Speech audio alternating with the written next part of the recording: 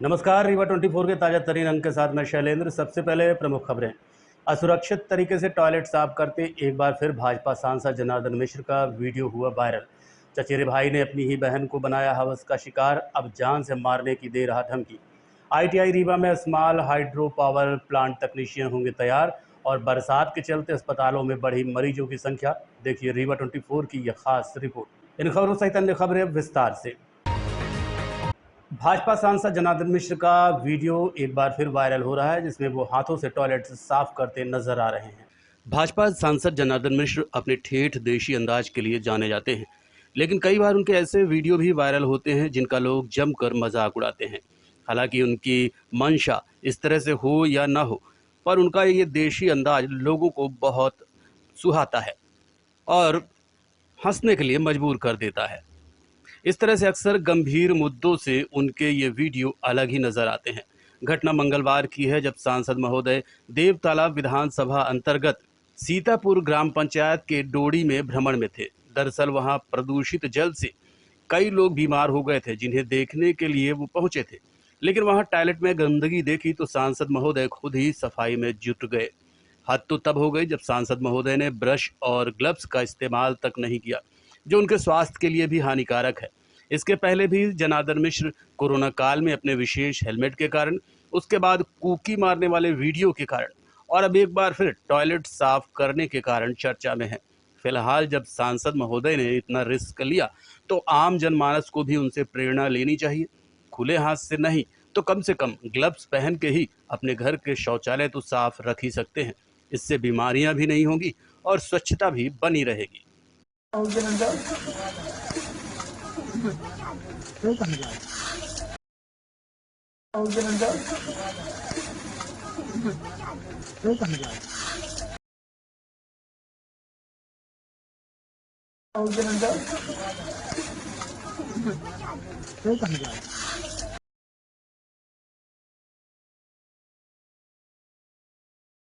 ये मऊगंज जिले के सीतापुर गांव के एक साकेत बस्ती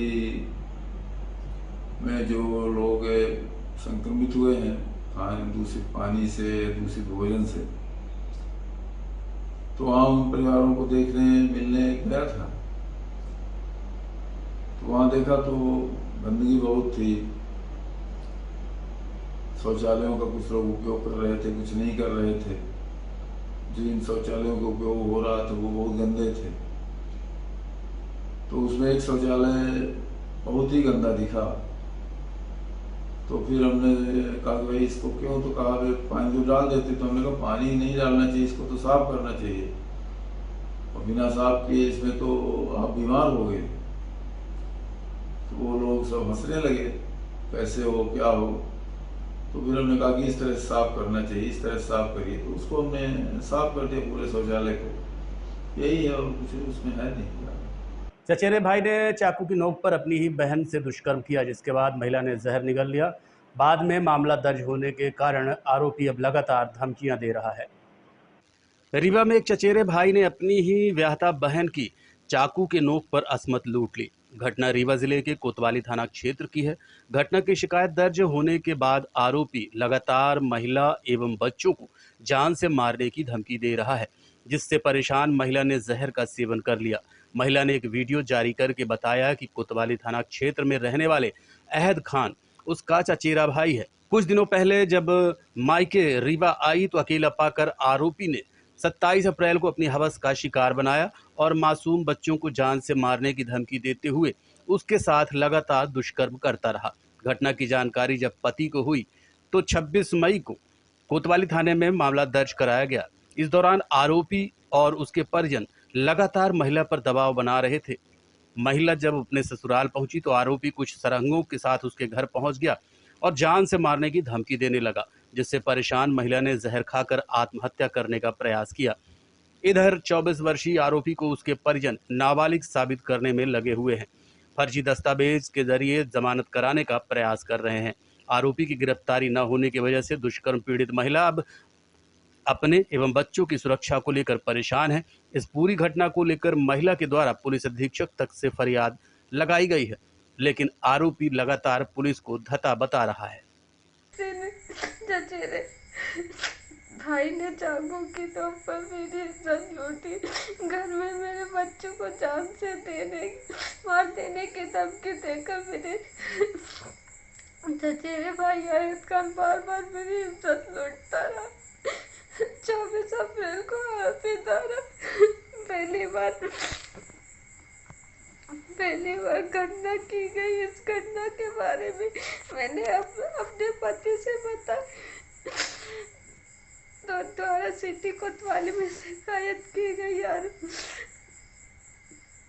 पहली बार में 7 तारीख को FIR दर्ज करवाई। पुलिस वालों ने समझौता करवा दी, इकरारनामा बनवा के मेरे ससुराल पहुंचा दिया।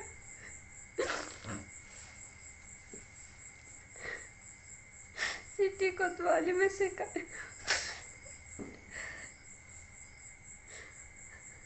आरोपी के खिलाफ बलात्कार का मामला दर्ज हुआ, लेकिन अभी तक उस पर कोई कार्रवाई नहीं हुई।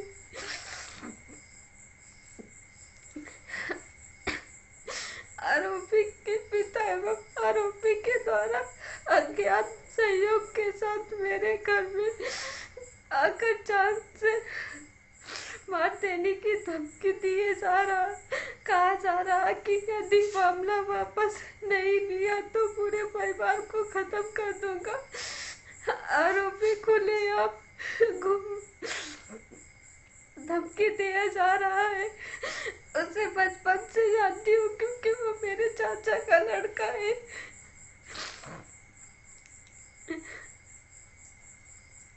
वह 24 साल का हो चुका है, लेकिन उसके पिता के द्वारा फर्जी मार्कशीट बनाकर नाबालिग साबित किया जा रहा है और जमानत करवाने की फिराक घूम रहा है। मुझे मेरे बच्चों को जान का खतरा है, जिसकी शिकायत पुलिस में दी गई, लेकिन अभी तक कोई कार्रवाई नहीं हुई।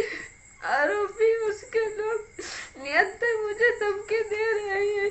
मुझे कहीं से इंसाफ नहीं मिल रहा है। आरोपी परिवार के जान का दुश्मन बना हुआ। 3 महीने बीत जाने के बाद आरोपी गिरफ्तार नहीं हुआ।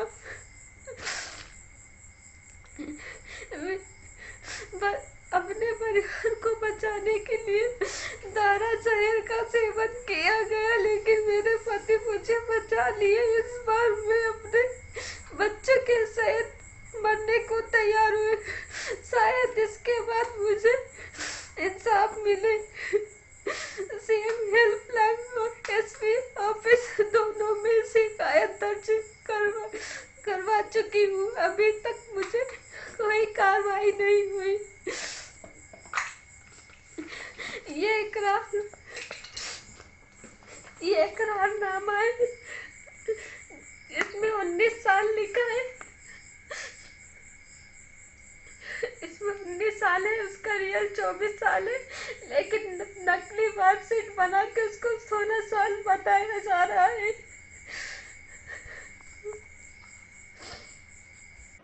बाइक सवार द्वारा ठोकर लगने से 7 वर्षीय मासूम छात्रा दुर्घटना का शिकार हो गई।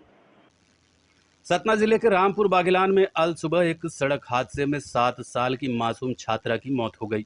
दूसरी कक्षा में पढ़ने वाली छात्रा स्कूल के गेट से अपने सहेली के साथ निकली, तभी एक तेज रफ्तार बाइक में सवार युवक ने बच्ची को ठोकर मार दिया।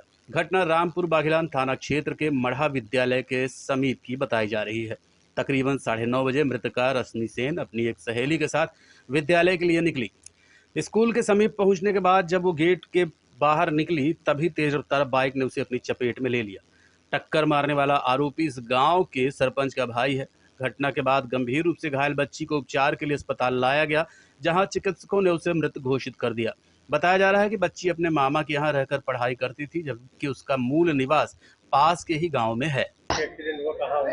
स्कूल जा रही थी, यहाँ कहते बाइक वाला जा रहा, तो पता नहीं कैसे हम दुकान आ गए थे। रामपुर में मेरी दुकान खुली है।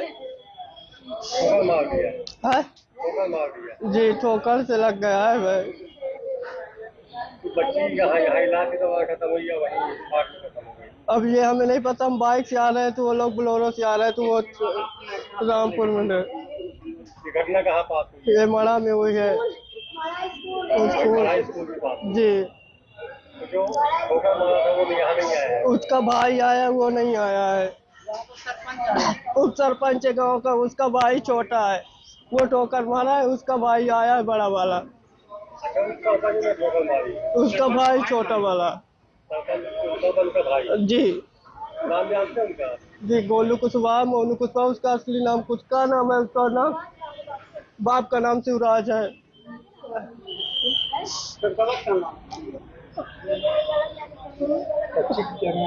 रेशमी से 1 जुलाई से नए कानून लागू होने के बाद प्रदेश भर में 1000 के लगभग एफआईआर दर्ज कराई गई।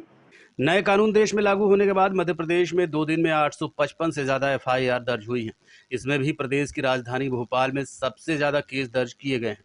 वहीं रीवा जिले के जनेह में पहली एफआईआर दर्ज हुई है।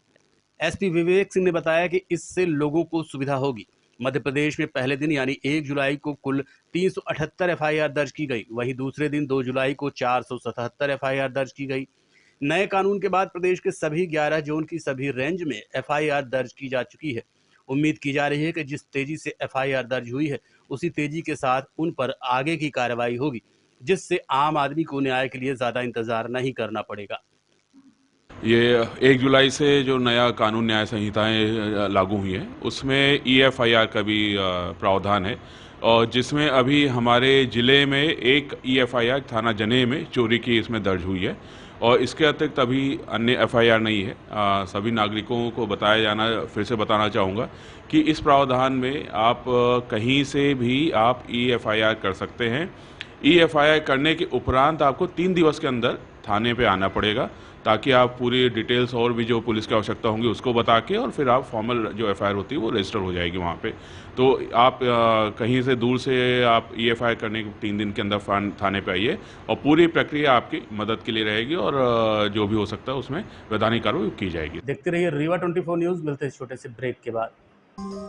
Painting point group of institutions BCI, PCI, AICTE नई दिल्ली व उच्च शिक्षा मध्य प्रदेश शासन द्वारा मान्यता प्राप्त तथा APSU रीवा और RGPV भोपाल से संबद्ध painting point group of institutions. हमारे यहाँ नियमित पाठ्यक्रमों में law courses BA LLB, LLB, LLM, BCom LLB, BBA LLB, management courses MBA, IT, finance, marketing, HR, BBA, pharmacy courses D pharmacy, B pharmacy. Pharmacy के अलावा BA all group, BBA, BCA, BCom, BSc, CS, PCM, BSc CPZ, BSc biotech, MSc physics, chemistry, computer science व biotech, MA history, sociology, economics, MCom, MSW, PGDCA उपलब्ध हैं। सन 2002 से लगातार आपकी सेवा में तत्पर Pentium point group of institutions. हमारे यहाँ उपलब्ध सुविधाएं, high tech infrastructure, highly qualified and experienced faculties, free bus facility for separate boys and girls, 500 computers with high-tech computer lab, AC auditorium, research level biotech lab, free e library and e journals. तो हमारा पता याद रखें, हमारा हेड ऑफिस है 24 हेडगेवार नगर, college चौक, रीवा। हमारे college campus हैं Karahiya Simaria road, Rewa और हरदी सिमरिया रोड, रीवा। अधिक जानकारी के लिए हमें इन नंबर्स पर संपर्क करें। अपने बच्चों के उज्जवल भविष्य के लिए संपर्क करें Pentium point group of institutions. Madhya Pradesh शासन के तकनीकी शिक्षा कौशल विभाग के आदेशानुसार शासकीय संभागीय ITI रीवा में अब small hydro power plant technician तैयार होंगे। संभागीय ITI रीवा मध्य प्रदेश का ऐसा पहला संस्थान बन गया है जहां पर हाइड्रो पावर प्लांट टेक्नीशियन को प्रशिक्षित किया जाएगा।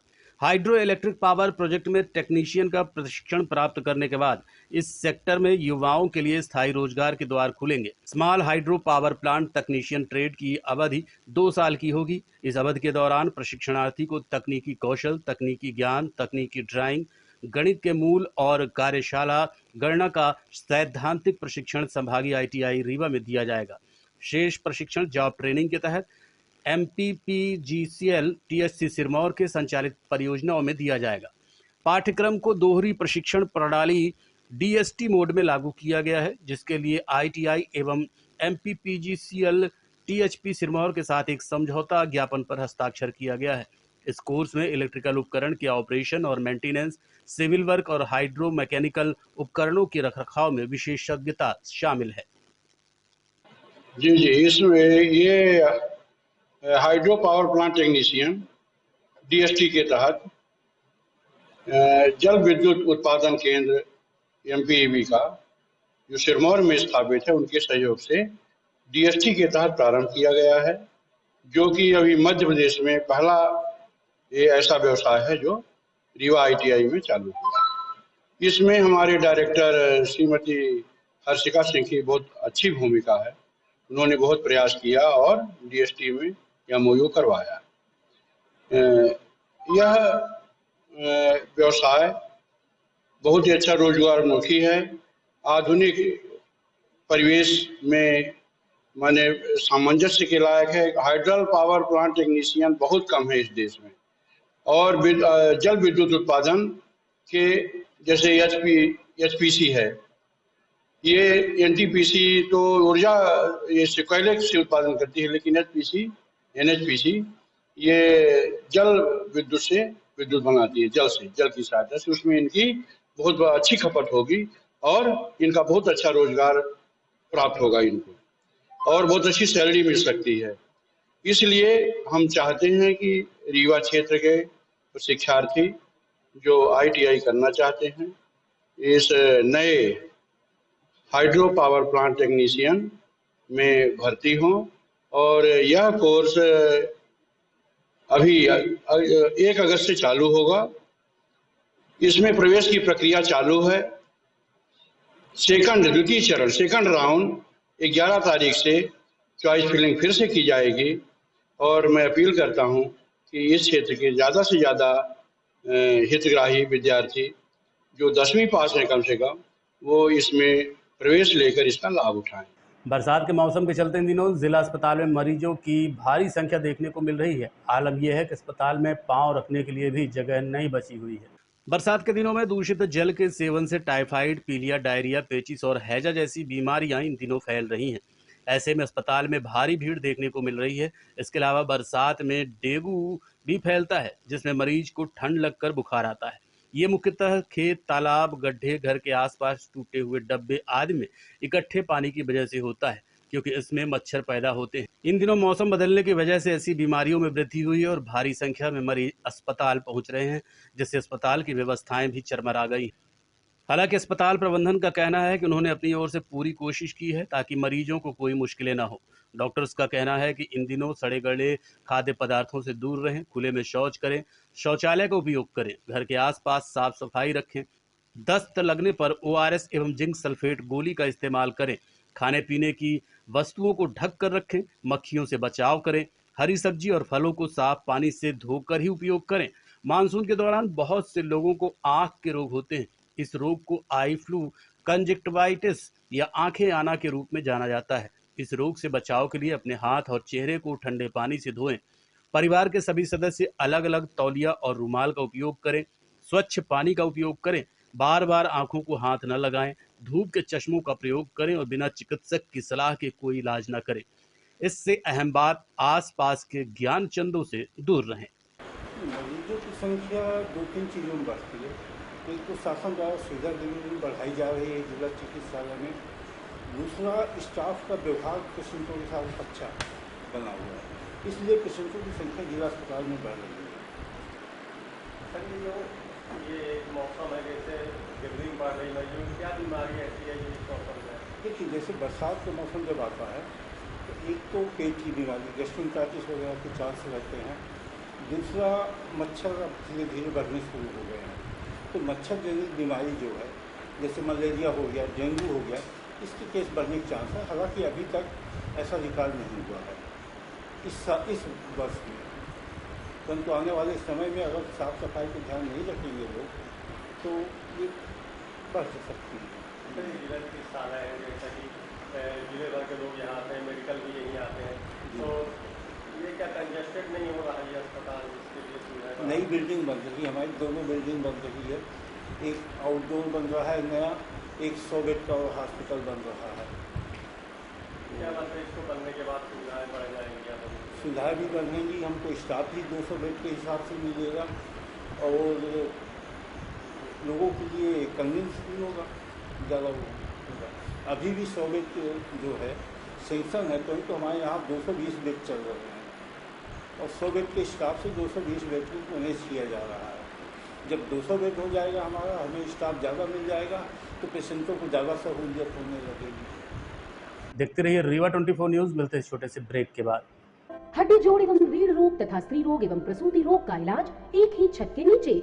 विघ्नहर्ता hospital and trauma centre, hotel landmark के पास, रतहरा, रीवा। डॉक्टर संतोष सोनी, पूर्व चिकित्सक, बॉम्बे हॉस्पिटल, मुंबई। हड्डी जोड़ एवं रीढ़ रोग विशेषज्ञ, छोटे चीरे एवं दूरबीन विधि द्वारा हाथ तथा पैर की हड्डियों का ऑपरेशन।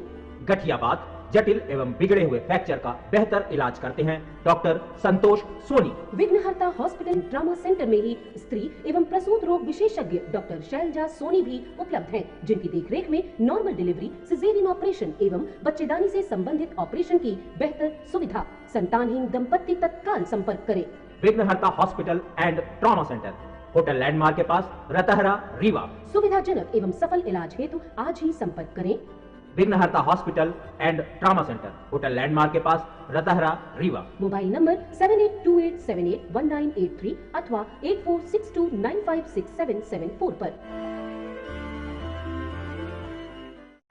मत्स्य कृषक दिवस के अवसर पर मत्स्य उद्योग विभाग में मछुआरों के लिए एक कार्यशाला का आयोजन किया गया। साथ ही एक पेड़ मां के नाम अभियान के तहत वृक्षारोपण किया गया।